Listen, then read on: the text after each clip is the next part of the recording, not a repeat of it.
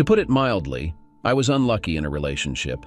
My ex-wife got into a terrible accident, and a new girl I dated for a long time cheated on me and got pregnant by another man and wanted to convince me that the child was from me. So after a while I met her, charming and beautiful. She had everything I needed and I wanted to marry her. But there was one thing. Recalling that day, I realized that I should have foreseen where it all would lead. My encounter with Monica happened entirely unexpectedly. I had gone shopping at the local supermarket. Crossing the parking lot, I saw a woman in tight jeans and high heels, pushing a shopping cart. She caught my attention. I hurried after her into the store, my eyes fixed on her figure and elegantly moving legs. At one moment, I nearly collided with her with my cart, but managed to stop just in time. Looking up, I noticed a tattoo that covered almost her entire back. It was visible from under the top of her clothing and peeked out from under the sleeves. Apologizing, I decided to strike up a conversation. "Excuse me, I have a question for you." She turned to me, and I saw her face. It was as attractive as her figure. "What question?" she asked. With some awkwardness, I asked, "I'm really embarrassed to ask this, but I would be interested to see your tattoo in full. How much would I need to pay you to show it to me?"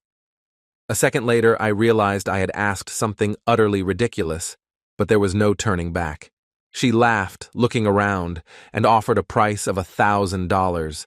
Seeing my surprise, she played on my feelings, asking if she wasn't worth that much. I admitted that she was undoubtedly worth much more, but it was beyond my means. When she asked about my price offer, I honestly replied that I hadn't even imagined the conversation going this way. After confessing that I only had $69, she said she wouldn't do anything here and now, especially for such an amount. However, as she was leaving, she smiled and said I was very sweet and suggested I contact her in an hour, handing me her business card. I watched as she walked away, noting every movement of her figure in tight jeans. Looking at the business card, I learned her name was Monica Ensign and that she worked in real estate, memorizing her phone number and email address. I slipped Monica Ensign's business card into the pocket of my shirt, intending to call her, considering that my checkbook was left at home.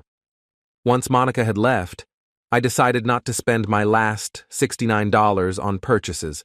Therefore, leaving the empty cart in the grocery section, I went home.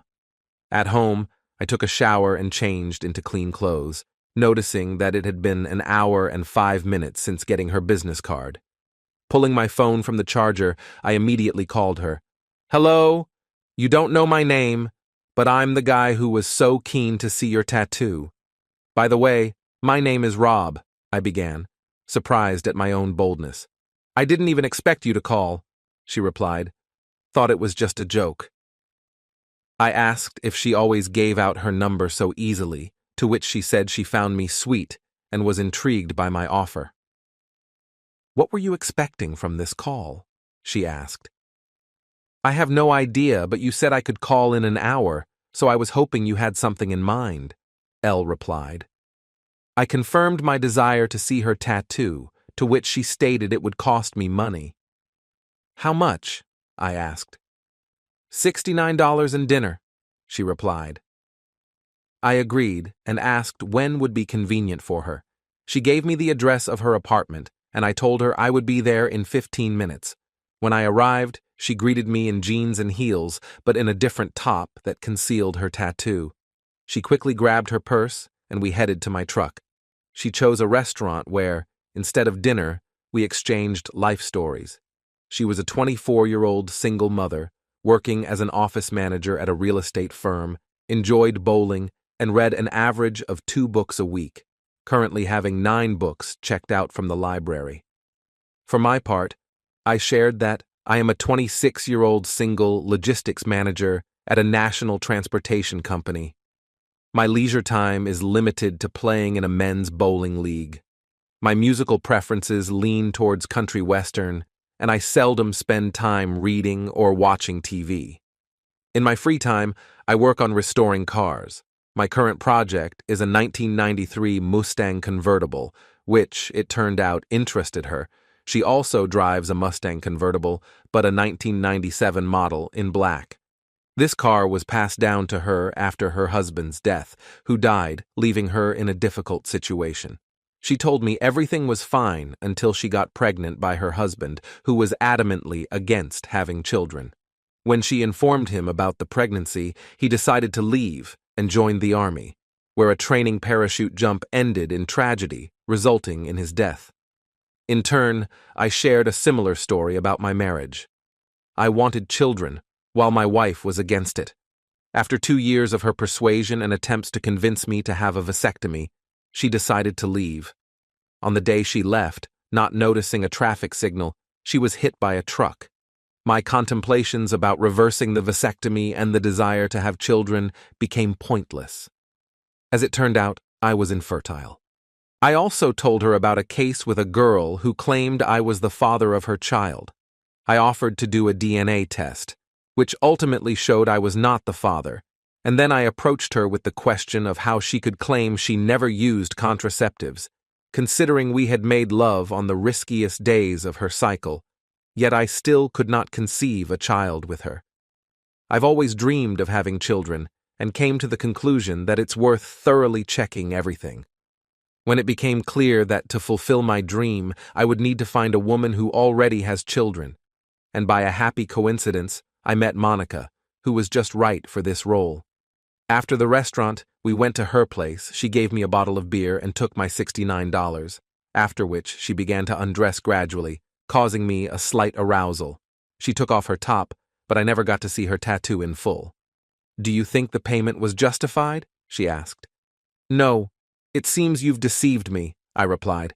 "I paid to see your tattoo in full, but your bra is hiding part of it." "Oh, but you misunderstood the terms," she countered. "You paid for me to take off my top, but the bra wasn't mentioned." I remembered that when we discussed the price at the store, I clearly said I wanted to see the entire tattoo, and she confirmed the cost was $69 for that, without any clarifications. But we agreed that I would see everything, no exceptions, I insisted. "All right, let's find a compromise," she offered. "I agree to take off my bra, but in return, you also undress.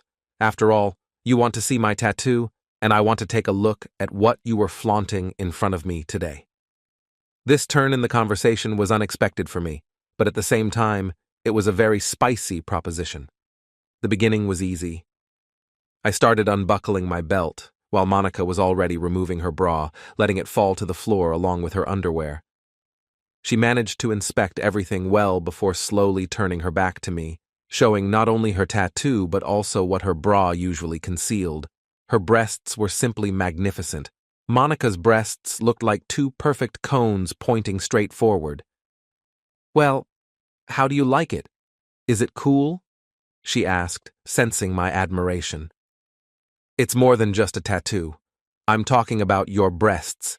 They're simply stunning," I replied, confessing my awe. "Ah, you sly dog.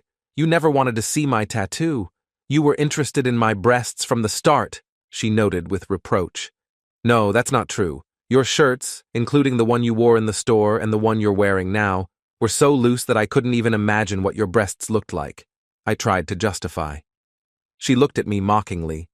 "You must really like them, if they have such an effect on you." A minute later, she knelt down in front of me, took off her high heels, pulled down her jeans, and stepping out of them, commanded me to hurry up and get rid of the rest of my clothes. I immediately complied, after which she led me to her bedroom. I lost track of time with her. It was something unbelievable.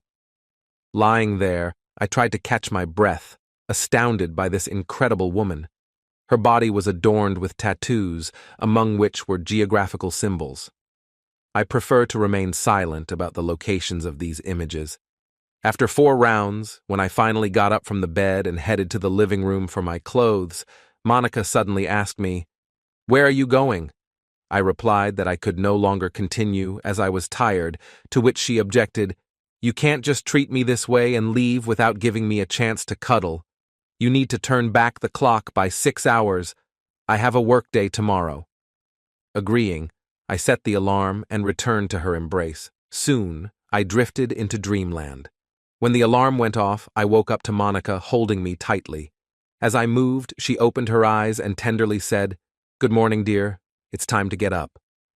But I objected, saying that if I wanted to arrive at work on time and please my boss, who values punctuality, I needed to get going.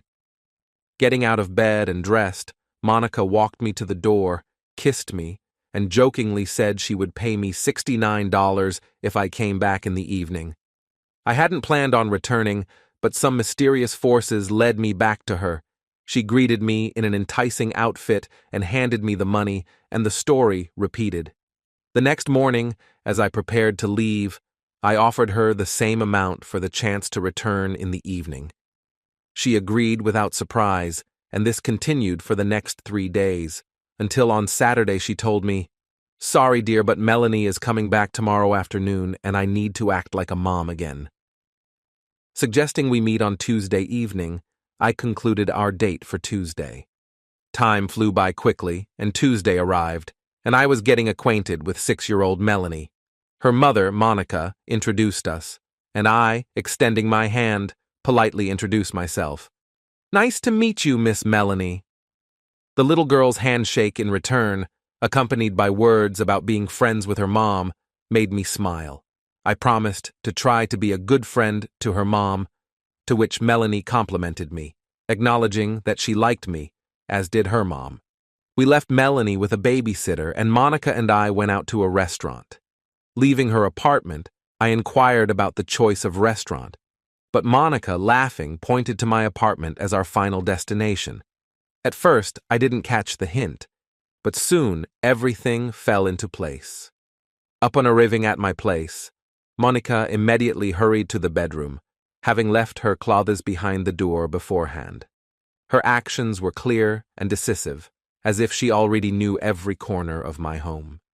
She settled on the bed, waiting for me, and as soon as I joined her, she whispered about being ready for dinner. That moment was for us both an oasis in the desert. After making love, Monica and I had a conversation where she shared stories about her past, her days with bikers, and her tattoos. She confessed that her marriage to Dan had changed her, tempering her passion for adventure. Monica admitted that she had been without male attention for a year, and that our meeting in the store was clearly not a coincidence. Upon seeing me, she felt a wild attraction towards me. After brief conversations, we went to sleep, I went to work, and Monica went to her daughter.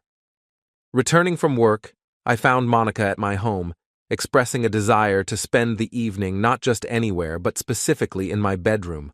I expressed a desire to see more in our relationship than just sex, to which she replied that we had plenty of time ahead, but for now, she needed to make up for the lost year. I never aspired to be someone who positions himself against women, so when the time came to say goodbye and Monica was about to leave, I decided to suggest we meet next Saturday. "Melanie, you and I could go to the zoo. What do you say?" I asked, hopeful. Monica looked at me in surprise, as if I had suggested something incredible. "Are you serious?" she wondered. "Of course I'm serious. Why not?" I replied, trying to understand the reason for her surprise. She told me that many men she had dated before saw her daughter Melanie as an unwanted burden, so my suggestion to include Melanie in our plans was a real surprise for her. "Not all guys are like that," I said, trying to convince her that she had finally found someone who genuinely cares, not only about her, but also about her daughter. Saturday morning arrived, and I was awakened by an early call from Monica. "We'll have to postpone our meeting," she said. "The water pump in my car has leaked, and I need to take care of its repair urgently." I responded instantly, "Don't worry, you won't need the car today. I'll take care of the pump myself tomorrow." Monica objected, but I insisted, explaining that I offered my help voluntarily. As Monica objected more, I fired the ultimate argument. "You don't want to disappoint your daughter, do you?" I reminded Monica. Agreeing with me, she admitted that she couldn't cancel the outing. The day at the zoo turned out to be splendid.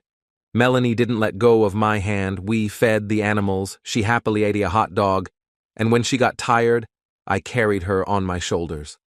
All the while, Monica watched us, marveling at our closeness. Upon returning home, Monica offered me a beer. Barely had I settled on the couch when Melanie climbed onto my lap. Returning with the beer, Monica sternly told her daughter, "You can't just climb onto Rob like that. He's my friend." To which Melanie replied, "But I like him." I rushed to reassure Monica. "It's no trouble for me. She's happy." However, Monica expressed concern that Melanie was taking her place next to me, which seemed strange to me. The evening ended with reading fairy tales to Melanie. Before bedtime, she asked me to read her a book. After Melanie fell asleep, I was left with thoughts on how important these moments are for all of us. The next day, we went to the auto parts store to fix Monica's car. Passing by a park, Melanie noticed children playing on swings and slides, and her desire to join them was obvious. While I was swinging Melanie, Monica was looking for a babysitter for the evening on her phone. Fortunately, she found a suitable person. Then, we decided to stop by a fast food restaurant for dinner, after which I drove the girls home. As soon as the babysitter arrived, I thought Monica and I would go somewhere, but it turned out she just wanted to rest and had no plans for me. At that point, I inquired when we could meet again. She explained that with the onset of the fall leagues, her schedule would be tight, because she was planning to play in 2 bowling leagues. I suggested dropping one of the mixed leagues to find time for us. However, Monica expressed her concern that finances for a babysitter limited our ability to spend time together, saying she needed to save some money to afford babysitters so that we could meet. Monica also shared that sometimes she has to work late, which makes our meetings difficult. I offered to help look after Melanie during those times. But Monica stressed the importance of spending time not just with me, but also alone with her daughter. Then, I declared my intentions. "I think now is the right time. I want you to know that I plan to marry you," I said, and silence filled the corridor. She admitted that she wasn't trying to exclude me from her life, but wanted to slow down the marriage discussion since we had only known each other for 2 weeks.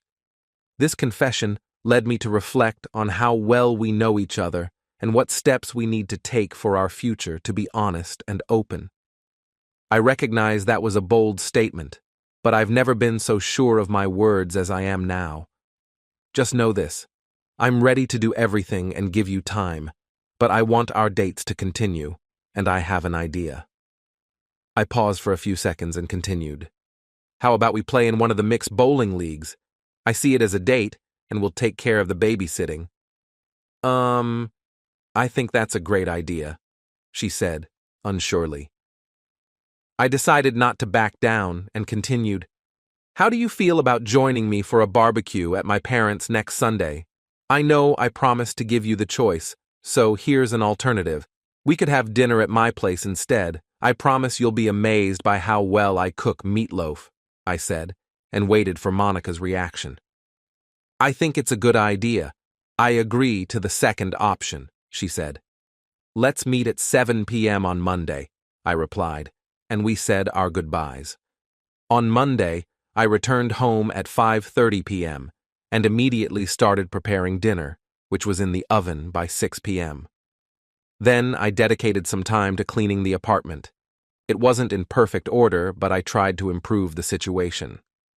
When Monica and Melanie arrived at 7 p.m., I suggested they relax in front of the TV while I finished up with dinner. However, Melanie insisted on helping. "I'm grown up and know how to set the table," she declared. I showed her where the utensils were and placed the plates so she could reach them. Monica happily watched from the living room as I guided Melanie, trying to prevent her from dropping anything. Melanie attempted to lay the utensils correctly, but her initial attempts were unsuccessful.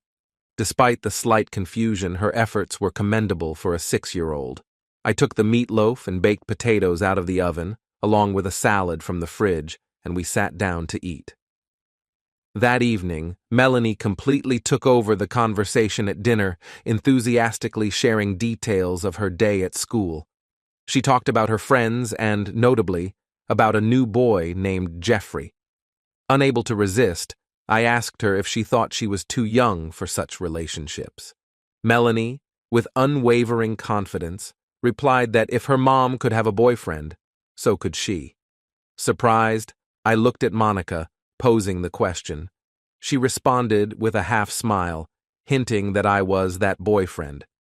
After dinner, leaving Melanie to watch cartoons on TV, Monica and I played cribbage and talked about the coming day. We discussed that the next day, while Monica went bowling, I would take care of Melanie. The plan was simple. I was to put her to bed early to avoid waking her up when Monica returned home late at night.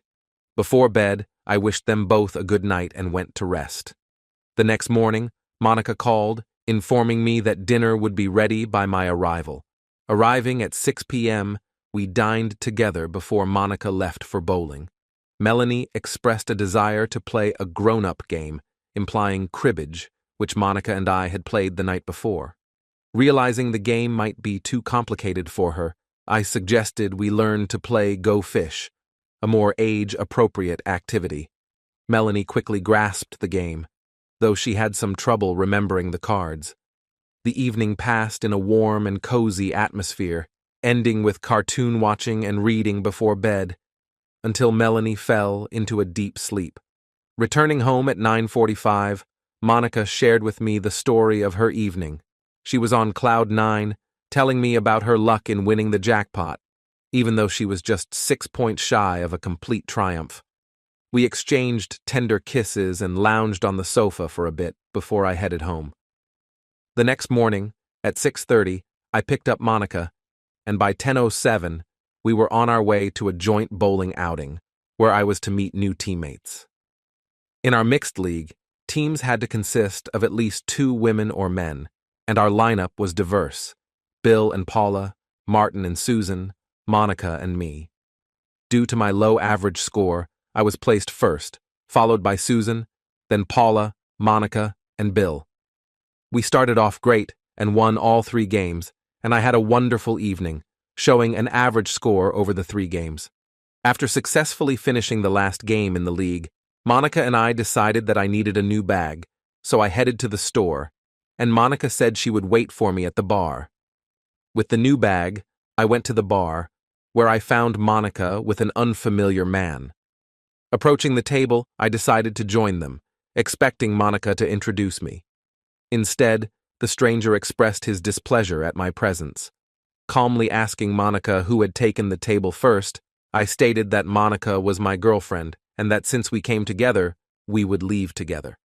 The suggestion to discuss the matter in the parking lot quickly resolved the situation. The man preferred to leave. As soon as he was out of sight, Monica confessed that she had met with him a couple of times, but decided that 2 meetings were enough. He, however, was unwilling to accept the rejection. Hopefully, after today, he will finally understand. Jokingly calling me her hero, Monica added that she saved me from trouble for her own sake.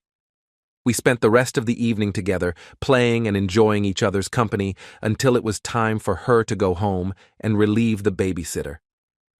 The next time I was to sit with Melanie occurred a few days later when I returned from work to Monica, who had already prepared dinner, and as a dessert, I received a kiss from her, soon after which she left me with Melanie. That evening we played cards again. The next day, Monica was to go bowling again, so I came in the evening to sit with Melanie, who this time tried not to sleep until Monica returned. When Monica came back, I had already put Melanie to bed. After Melanie fell asleep, Monica and I settled on the sofa, where we kissed for about 20 minutes. Then Monica suddenly pulled away, calling all this silly, took my hand, lifted me from the sofa, and led me to her bedroom. As soon as the door closed behind us, she began to undress and commanded me to follow her example and act according to the plan. We quickly found ourselves in bed, and after everything was done, we went to sleep. The next morning, as I was about to leave, I suggested to Monica and Melanie to accompany me to the workshop and then have a picnic in the park. Monica agreed, thinking it was a great idea. I promised to pick them up at 9. The following morning, I picked up the girls and we headed to the gas station where a man was already waiting with my car, ready to follow me to the paint shop. Ray, the owner of the shop, greeted us, and, as usual, asked if I planned to keep the car or sell it. This time, I was indecisive, though I usually responded without hesitation. Ray was surprised when I named my price, which he agreed to, finding it reasonable. I needed the money not so much for myself as for our future family with Monica. I was absolutely sure that we would get married, and I wanted us to move from the apartment into our own house. I had the money for it, but you can never have too much.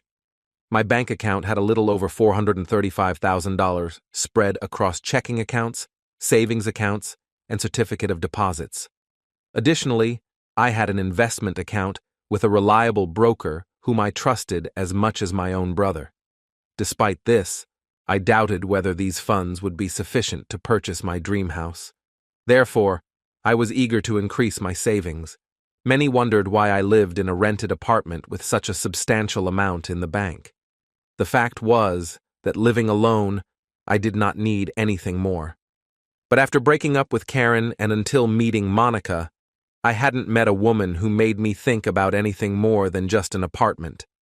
My fortune was the result of my father's hard work, who owned an insurance business. When I married Karen, he convinced me to take out life insurance for both of us, considering our ages at the time. Thanks to this, when Karen passed away, I received a payout of $500,000. Despite having credit cards, I preferred to pay in cash, maintaining my financial well-being. One day, after discussing possible car projects with Ray and leaving my Mustang with him for repair, I spent the day in the park with the girls, enjoying a picnic. After returning the girls home, I prepared for an evening with Monica. Picking her up at 6, I decided to arrange a proper evening without asking her preferences. We dined at a restaurant and then went to a bar to dance. The evening ended with a return to my apartment after midnight. Thanks to a babysitter Monica had found for Melanie, we did not have to rush. Eventually, we went to bed only at 3 in the morning. After Sunday lunch, Monica warned me about her plans with Mel to visit their mother, which could postpone our meeting until Tuesday. On Monday, returning home from work, I decided to search for a suitable car for my next restoration project. My choice fell on a '91 Silverado, and I successfully closed the deal. The following 2 months passed almost monotonously, making me think about the future of our relationship, about the possible pain of parting. One Saturday, when my mother found a babysitter for the evening, we decided to spend some time alone together. The evening began with dinner, evolved into light-hearted fun with dancing. Returning home, I poured Monica a drink, and then, unexpectedly for myself, I got down on one knee and proposed to her. Instead of the expected joy, Monica looked away. Minutes of silence stretched until she finally turned to me. Her words were unexpected. "I'm afraid of this, dear. Our relationship brings me happiness, but I feel it's time for revelations. You might want to retract your proposal when you find out what I'm about to say." She started. I am ashamed of that period in my life. Let's just say, before meeting Dan, I was a girl of easy virtue, and it started back in high school. Just a couple of days after graduation, I gave myself to my neighbor Drew, who didn't mind taking advantage of me. We started dating him and had sex at the first convenient opportunity in any place. And one day we were invited to a party where Drew and I found a spare room, and we started having sex there. That night I was very drunk, and Drew left me after we finished the process, under the pretext that he went to the toilet, and then he came back and we went around the second circle, but only after a while I realized that I had sex with another guy. But to my surprise, it didn't bother me, and so that night I had sex with all of Drew's friends who were just watching. After that, I went to college and hung out with bikers who protected me. In return for having sex with them, it was a profitable collaboration because I really liked sex. Archie was an alpha male and often took advantage of me. This lifestyle lasted for quite a long time until I met Dan and we got married. It was love at first sight, and for his sake I decided to forget my past life. But as a result of our relationship, I got pregnant, and it was terrible because Dan didn't want children. Monica paused briefly and continued.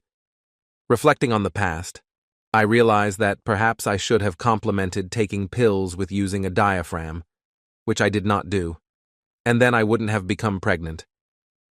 Dan assured me that it was not a problem and suggested abortion as a solution. Despite my reluctance to become a mother, I could not agree to the abortion.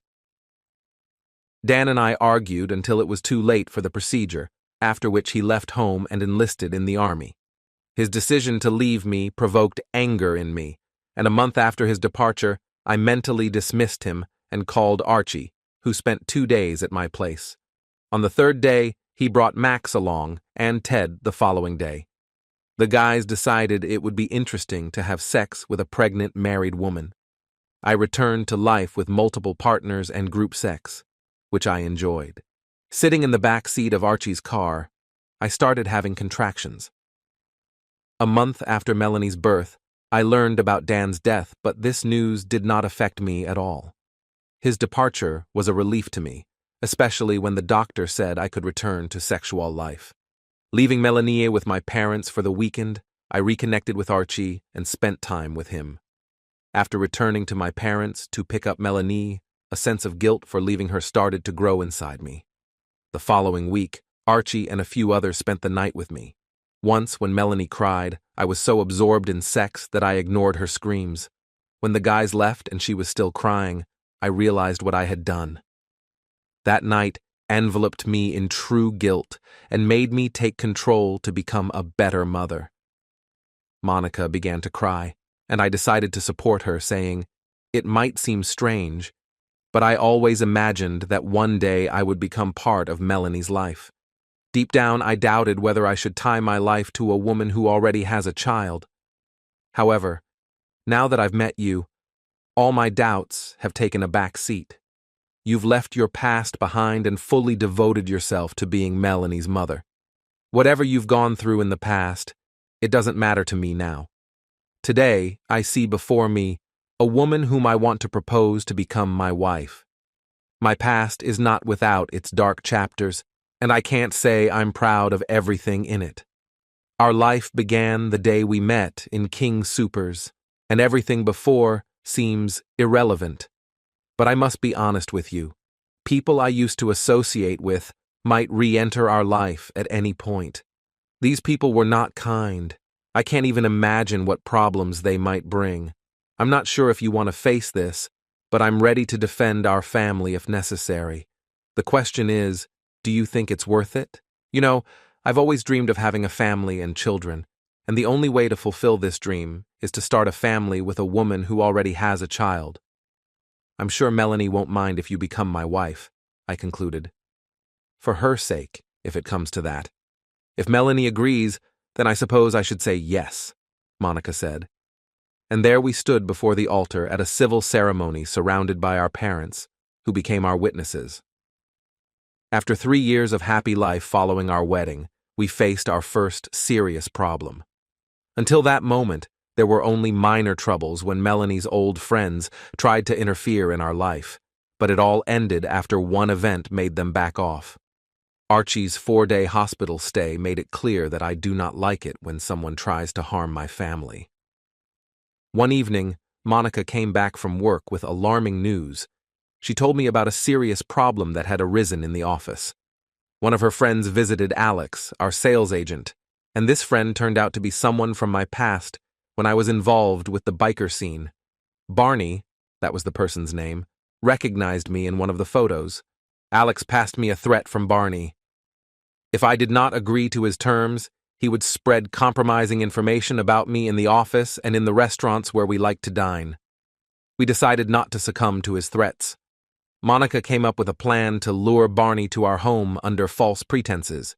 She told him that I would be out of town for 3 days and that she would be lonely.